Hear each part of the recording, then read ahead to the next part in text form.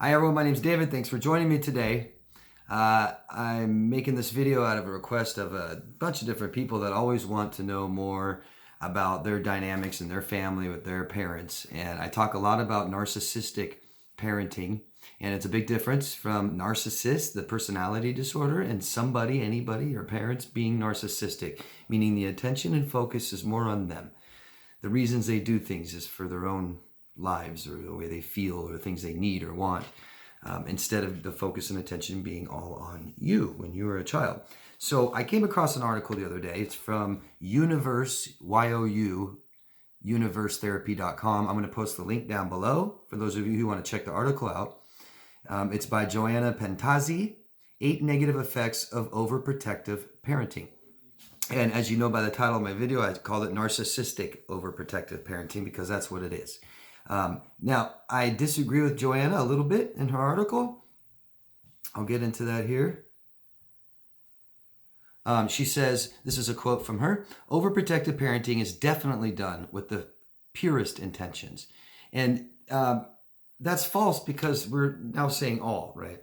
And I think I think there are parents, some, that are doing it with the best and purest intentions, but I also believe that that's narcissistic. I also believe that there are parents that are like this, that are overprotective, that aren't doing it for the child's best intentions, for sure.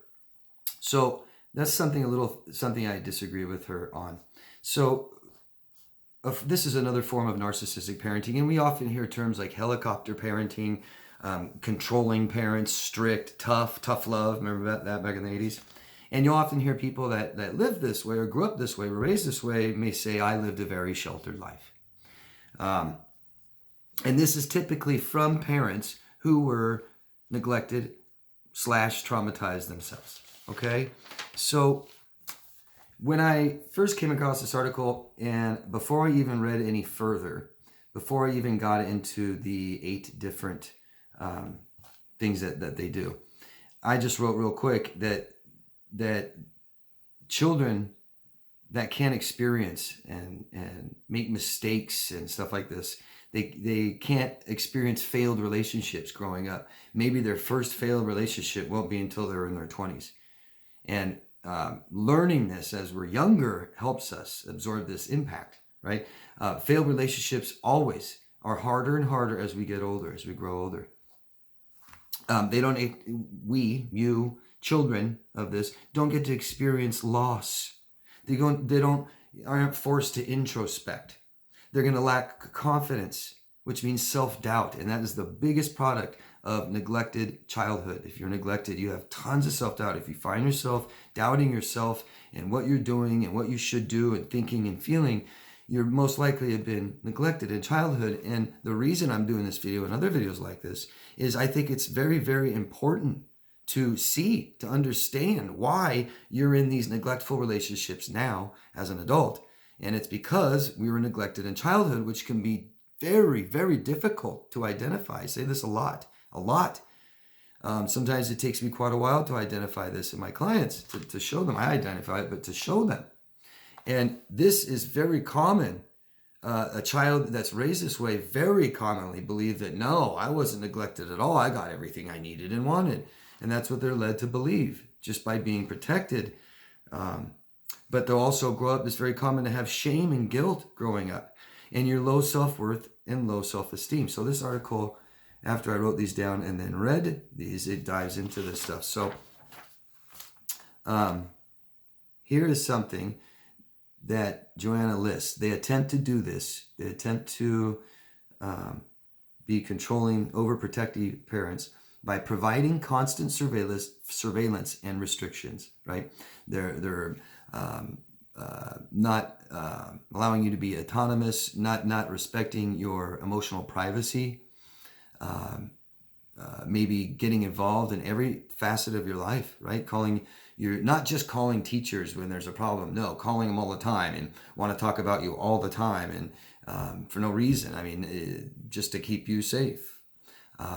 They may get involved in all your friendships, relationships, decide who you get to be friends with, decide when they end, decide why. Next, she wrote, wanting to control their child's environment and actions as well as who they choose to spend their time with. Being over-involved in their children's daily life and decisions. Not allowing them to form their own opinions and make their own choices and decisions and make mistakes and fail.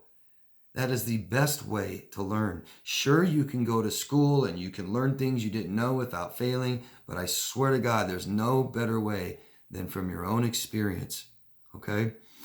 Encouraging safety and dependence over autonomy and exploration. Always knowing what's best for their child and emphasizing this to them at every occasion. So, I wrote down here, emotional neglect, this right here, they're going to be neglected of security, emotional autonomy, emotional attention, emotional connection, because they're not listening to the child, emotional privacy, getting too involved, being in social groups, they may limit that or not allowed to, limiting friendships and intimate times with people alone without them involved and deciding when and where and how and how long. And neglecting their own meaning and purpose in their own life. And I wrote down here, life lessons require mistakes. So let's get into the 8 things that Joanna wrote. Low self-esteem and low self-worth, no confidence. She calls it the special little snowflake syndrome. I call it like the princess syndrome, right? Teaching the child they're so special, so unique, nobody can ever hurt them. And that's really starting the beginnings of narcissism, right? For a child to be a narcissist. Number 2 is prone to anxiety and depression. Stems from the anxiety overprotective parents have. So this is anxiety. I always say anxiety and depression can be contagious. You know, you're around people you care about who are anxious all the time, highly neurotic, neurosis, depressed. You'll catch it. You'll absorb this stuff. So a lot of the anxiety and depression that children like this grow up with, that you may have, may be from your own parents' anxiety and depression. Being taught that the world is a bad place. That's depression. And be careful. Scared. We can't protect ourselves. The parents never learn to protect themselves, right? They can't manage their lives. So codependent, they're going to manage your lives and protect you. Never allowing you to learn how to do that, because the parents can only teach what they know. So they're not teaching that to you. Number 3, shame and doubt. Assume things must really be bad in the real world. And 2, you believe you probably cannot manage anyway. Otherwise, why would your parents be so protective, right? Number 4, approval seeking and people pleasing tendencies. Every single one of you. Parents only happy when you look happy. Not when you are happy, when you look happy. That is the difference. Smile. Stop complaining. Shh, that's bad. That's negative. That's not good. Well, what am I going to do with my bad negative emotions? Well, stuff them down there and smile. People pleasing. Number 5, risk-taking behaviors.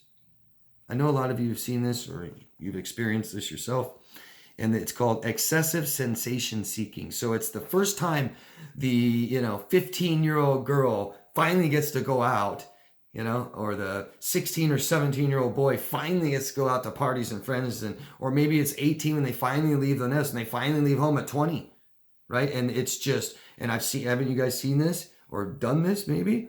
Where I'm finally, it's so much sensation, I just keep seeking it. I want to do everything I was never allowed to do all at once. Scary. Number 6, perfectionism, right? Parents always creating perfect environment for you. And that's what you try to do. Everything must be perfect and perfectly safe and happy and fun, just the way that it's supposed to be, not the way you want it to be. Number 7, insecure attachment styles in relationships. Very interesting topic. I've made videos about attachment styles in relationships. And a secure attachment allows the child to explore.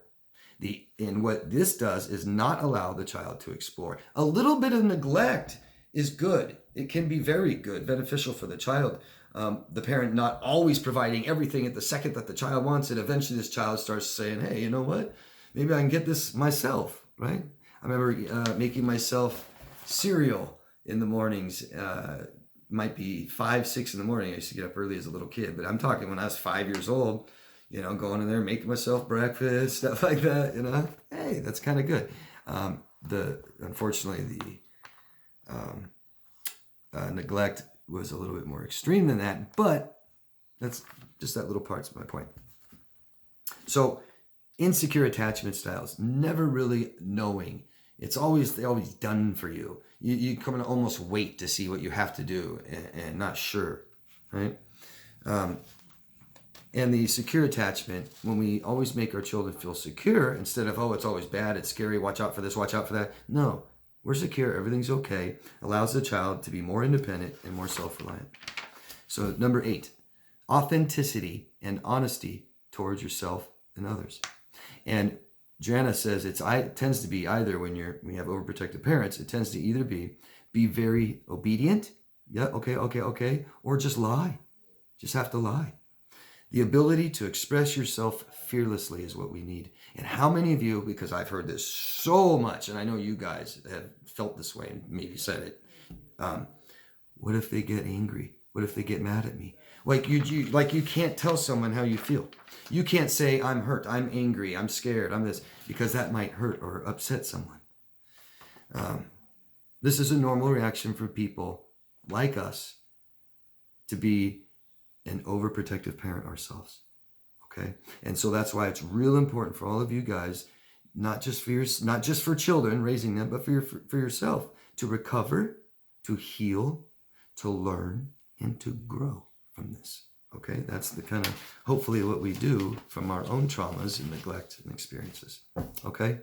Anybody has questions, go down below, ask me. Like I said, the link is down below in the description box. If I would really appreciate it if you guys could subscribe to the channel if you haven't already, and thank you very much. Love yourself first. I'll see you guys later.